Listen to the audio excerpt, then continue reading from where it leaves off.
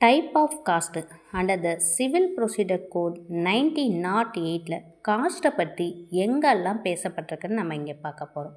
First ஒன்று general cost.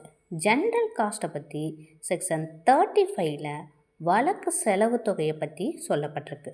அடுத்தது ரெண்டாவதாக காம்பன்சேட்டரி காஸ்ட்டு. காம்பன்சேட்டரி காஸ்ட் அப்படிங்கிறது நஷ்ட ஈட்டு வழக்கு செலவு. இது செக்ஷன் 35A கீழே சொல்லப்பட்டிருக்கு. காஸ்ட் ஃபார் காசிங் டிலே, தாமதத்தை ஏற்படுத்துவதற்கான செலவு. இதை பற்றி செக்ஷன் 35B கீழே சொல்லப்பட்டிருக்கு. செக்ஷன்ஸில் மட்டும்தான் நமக்கு காஸ்ட்டை பற்றி பேசியிருக்காங்களா? இல்லை, ஆர்டர்ஸ்லேயும் காஸ்ட்டை பற்றி பேசியிருக்காங்க.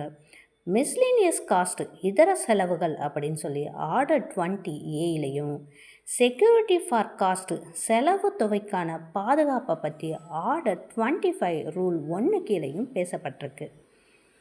செக்ஷன் 35 வழக்கு நடைபெற நீதிமன்றம் அது சம்பந்தமான செலவு தொகையை யார் கொடுக்கணும் என்பதை நீதிமன்றம் தான் தீர்மானிக்கும்.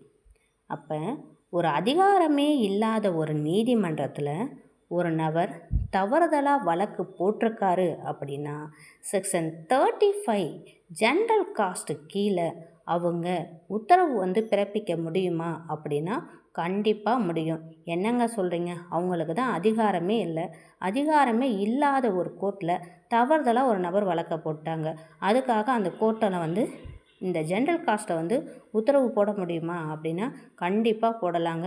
அவங்க தவறுதலாக அந்த கோர்ட்டில் வழக்கு போடப்பட்டு இருந்தாலும் அந்த தவறுதலை இந்த நீதிமன்றமானது இது ஜூரி செக்ஷன் கிடையாது, அதனால் இந்த கேஸை டிஸ்மிஸ் பண்ணிவிட்டு போகலாம் அப்படின்னா அப்படிலாம் இல்லை.